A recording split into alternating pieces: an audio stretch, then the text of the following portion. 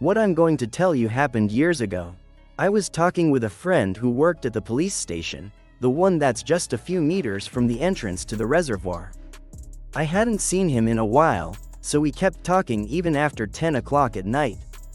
We were almost getting ready to say goodbye when a pickup truck came flying in and pulled into the station parking lot at full speed. Because of the security issues you live with in Tijuana, it obviously alerted all the police. But the boys who got out were terrified.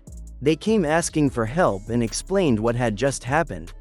They said they had gone to the reservoir area, which back then was almost dry, and they stayed a while after dark. They heard a loud noise near where they had their music and a small campfire. They turned the music off and tried to investigate using the flashlight lamps between the brush. They thought someone might have come close, but they didn't know with what intentions. One of the girls with them suddenly screamed, and everyone pointed their lights toward where she was pointing. They described seeing an over 2-meter winged figure moving at an impossible speed through the brush. Then they couldn't see anything anymore. They lost track of it, but they heard the sound of huge wings flying away. I could hear how shaken they were as they told it, almost like they were dead from fear. They ended up letting them into the station facilities, and then I said goodbye to my friend. He went in with the boys, even though his shift had already ended. A few days later, he came to visit me at my business. I asked him what those guys had been drinking, and he told me only one of them had had anything at all. He said it was something deeper than it sounded, even though it might sound ridiculous. There were several reports about it. People never took them seriously, even when the stories came from police themselves. Then, eventually, it happened to me. He told me, I already got to see it. I've already seen the gargoyle. I laughed nervously and asked, what are you talking about? I was hoping he'd tell me it was a joke, but he stayed serious and told me this story. A while back, we went to the baptism of a coworker's child. I don't live far from here, so some of us left our cars outside the station. When we were leaving, I started heading back to work in my car. All my coworkers who didn't have cars asked me for a ride, and I agreed because they live around Florido. It was on my way.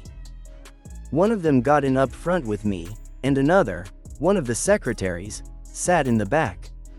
We drove talking and laughing, still in the mood from the party. When we were about halfway over the reservoir, I slammed on the brakes. I stopped so suddenly that everyone went quiet. We all tried to figure out what we were seeing. About 80 meters from us, there was what looked like a person crouching, except you couldn't see its head or any real shape. It looked like it was covered by a black blanket that was so dark it almost disappeared, even with our headlights shining right on it. It was a completely black figure, and it looked taller than a meter even while crouched. I switched to high beams, and then it flew. I swear it flew, like some enormous animal. Even in the darkness, we could tell it had a humanoid shape. It was the gargoyle, the one we'd been hearing about for so long, the one everyone thought was just some story. After he finished telling me, I noticed a customer watching closely. He had listened to everything. Then he told us his own experience too. From that moment on, maybe because of coincidence, maybe because of destiny, I started hearing about more sightings, from more people in this area. Stories that were really becoming more and more frequent.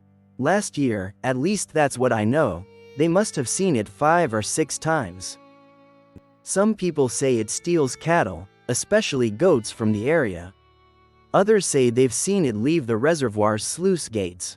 Recently, a few boys told my son that, according to them, they saw it carrying what looked like a 2 or 3-year-old child in its claws. Of course, if something like that had really happened, the news would have been huge and talked about everywhere. I'm sharing this because I honestly want to know if there are more people with stories. If you have something to tell, I hope you'll share it too. I'd like to hear from more people. I hope you enjoyed it, and thank you for listening.